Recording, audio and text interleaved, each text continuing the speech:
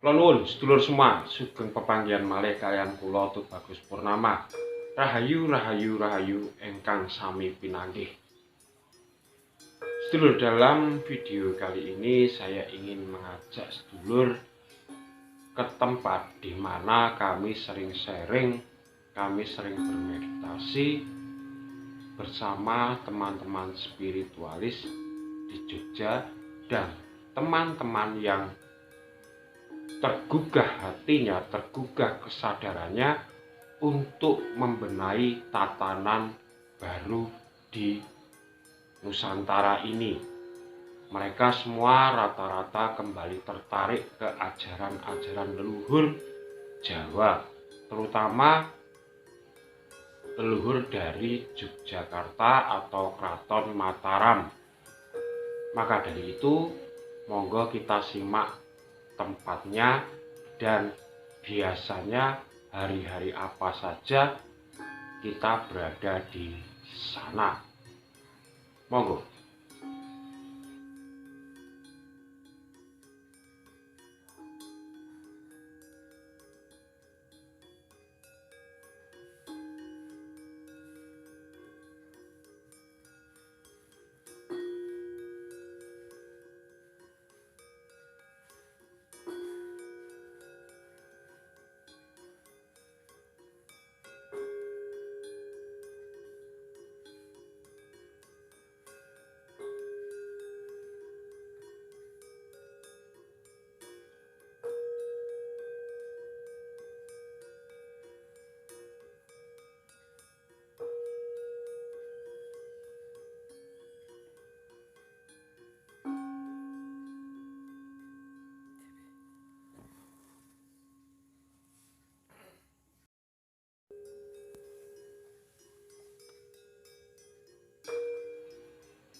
Baik sedulur semua, rata-rata orang kalau ke pantai Parangtritis, Parangkusumo pasti tertujunya kepada satu titik, yaitu Cepuri Parangkusumo.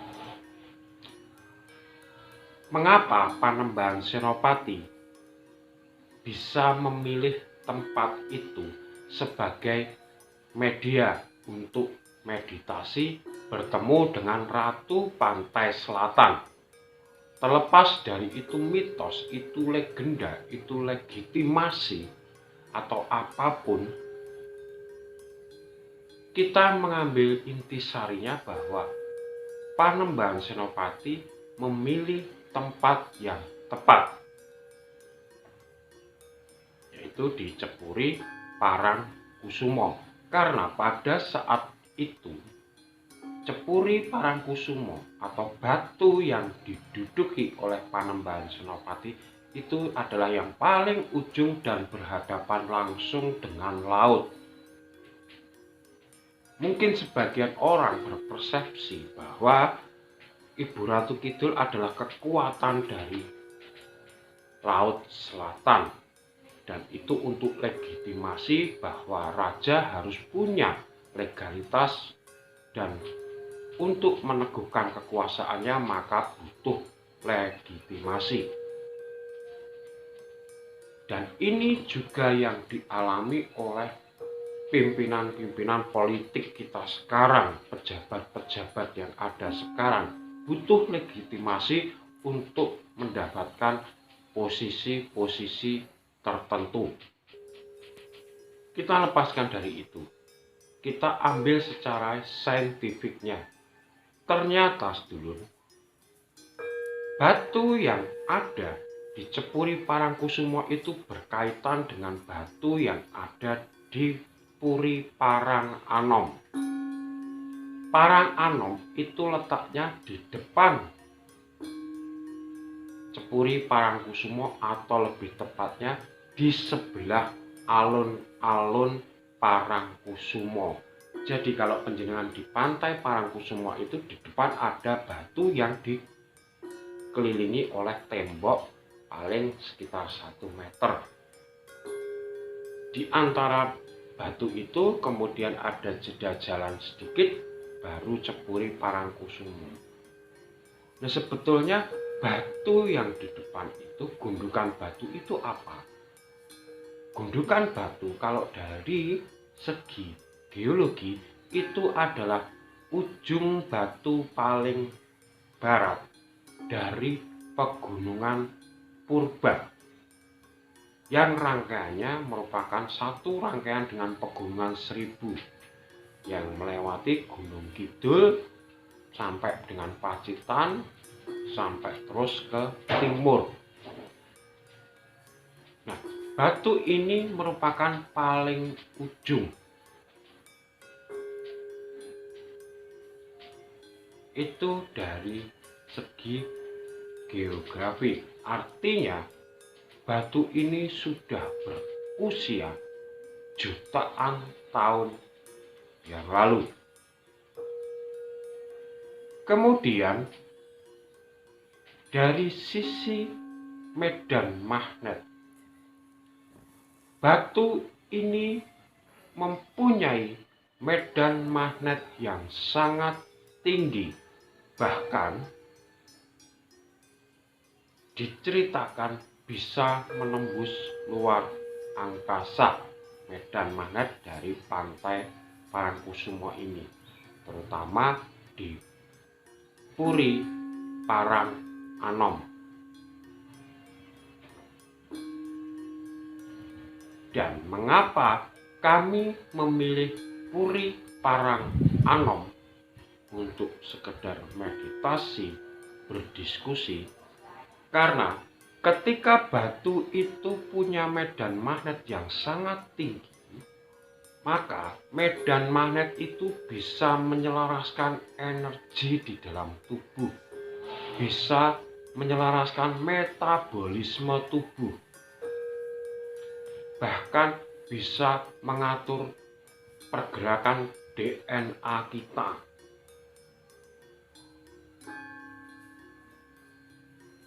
Dan tidak bisa dipungkiri bahwa dulu para wali ketika bertapa juga mencari batu-batu yang punya medan magnet tinggi.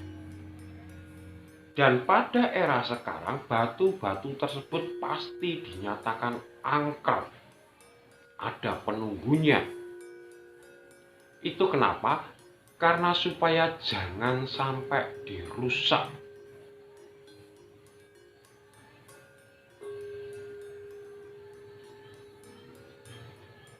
Nah, prosesi kita biasanya kita datang pada malam hari, entah jam 12, entah jam 1. Kemudian kita bermeditasi di Puri Paranganom. Di sini kami tidak hanya satu orang, dua orang, tapi berbagai macam latar belakang, jabatan maupun pekerjaan orang kita berkumpul di sana. Karena seperti ini loh, seorang Satrio Piningit yang menjadi Sinisian Wahyu nanti harus dibantu oleh banyaknya Satrio Piningit dari berbagai macam kalangan untuk merubah institusinya masing-masing dari dalam. Karena untuk merubah tatanan Nusantara yang baru itu dimulai dari segala lini, baik itu pengusaha, baik itu tukang becak, baik itu TNI, baik itu Polri, baik itu guru maupun semua jabatan. Pembersihan dan pembenaran serta memberikan kesadaran yang baru buat teman-teman pejabat itu tidak mudah. Jadi memang harus diperlukan banyak orang untuk merubah sistem dan tatanan yang sudah terlanjur menuju ke kapitalis.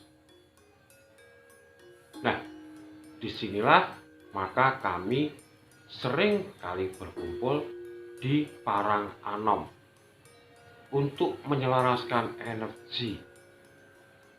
Setelah dari Paranganom, kita biasanya ke pantai untuk mandi atau berendam. Karena Satu-satunya pantai yang tidak pernah memakan korban adalah pantai Parangkusumo. Berbeda dengan pantai Parangtritis atau pantai yang lain. Tapi kalau di pantai Parangkusumo belum ada sejarah korban dari pantai Parangkusumo. Karena Parangkusumo pantainya lebih melandai. Kemudian Parangkusumo selalu tempat untuk labuan. Nah, di situ kami berendam untuk apa? Untuk memurnikan raga. Karena seperti kita tahu, air laut adalah untuk pembersihan dan pemurnian raga. Jadi, jika panjenengan mengalami sakit baik itu di dalam, entah itu secara medis maupun non medis, silahkan datang ke pantai Parangkusumo untuk berendam paling tidak 10-15 menit. Syukur-syukur kalau bisa mandi. Maka kalau rutin itu dikerjakan, raga Anda akan sehat.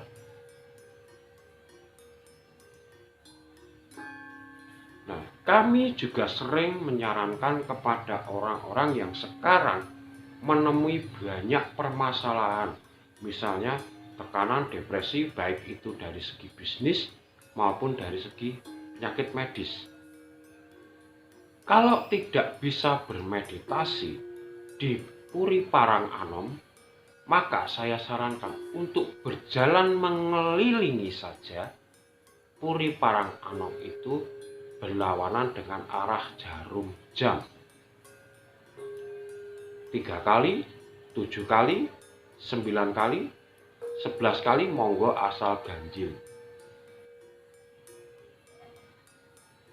Setelah berjalan mengelilingi Puri Parang Anom, kami sarankan untuk ke pantai Parangkusumo.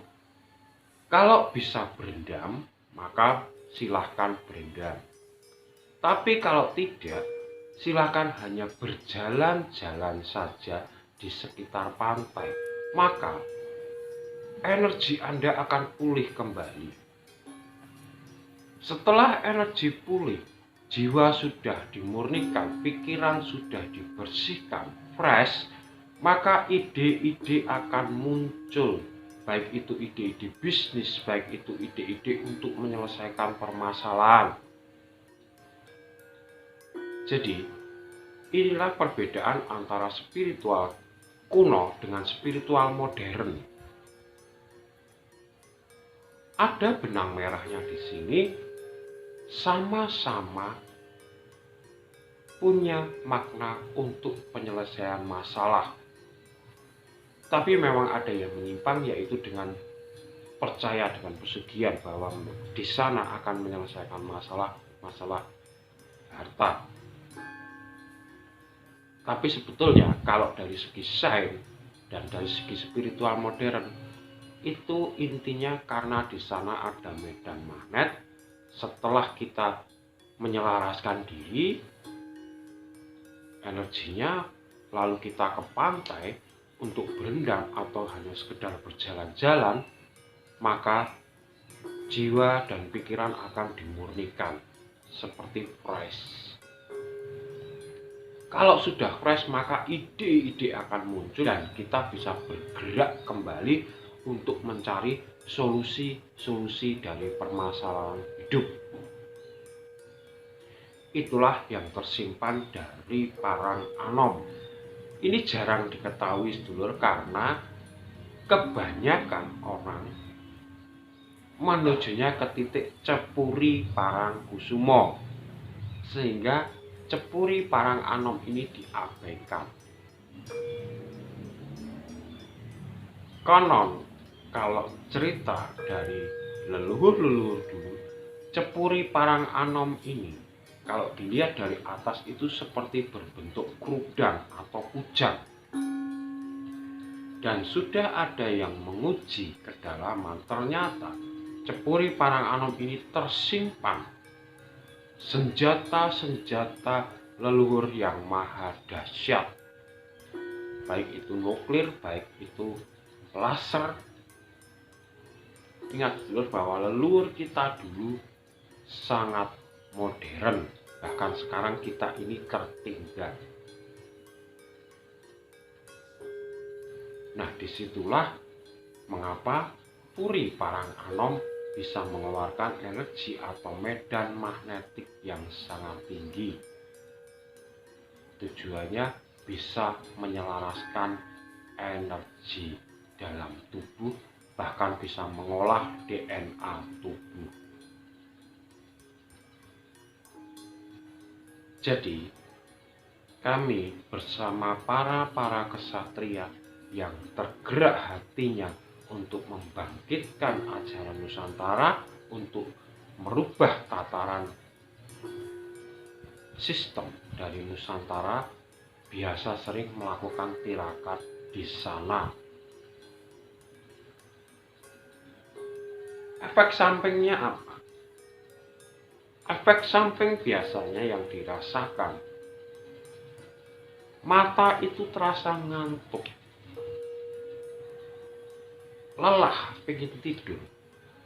Tapi raga itu terasa ringan dan fresh. Maka dari itu biasanya akan sulit tidur selama 1 hari. Jadi ketika kita biasa di sana, nanti pulang jam 3, jam 4 pagi, tidak akan bisa tidur sampai 1 hari. Baru nanti di hari berikutnya akan bisa tidur kembali. Nah, itu efek sampingnya.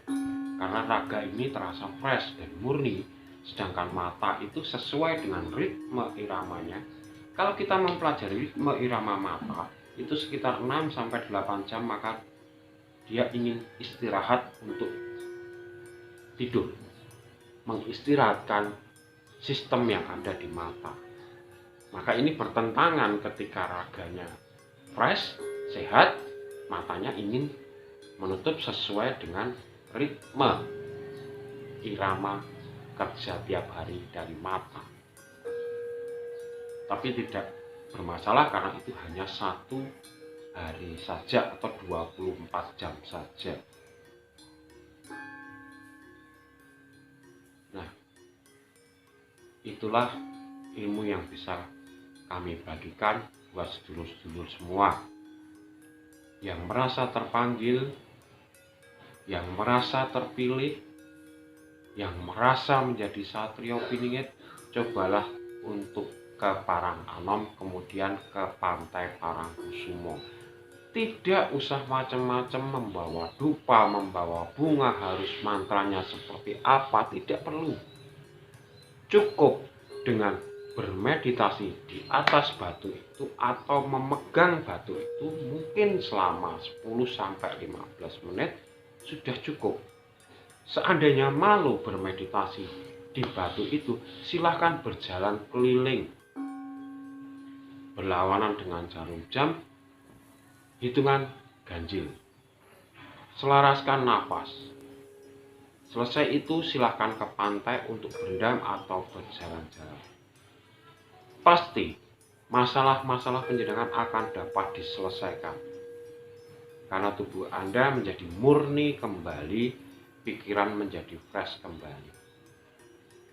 Demikian yang bisa saya bagikan, semoga bermanfaat. Kalau ada salah kata, saya mohon maaf yang sebesar-besarnya. Dan akhir kata, saya Tubagus Purnama dari Yogyakarta mengucapkan Rahayu, Rahayu, Rahayu. Matur nuwun.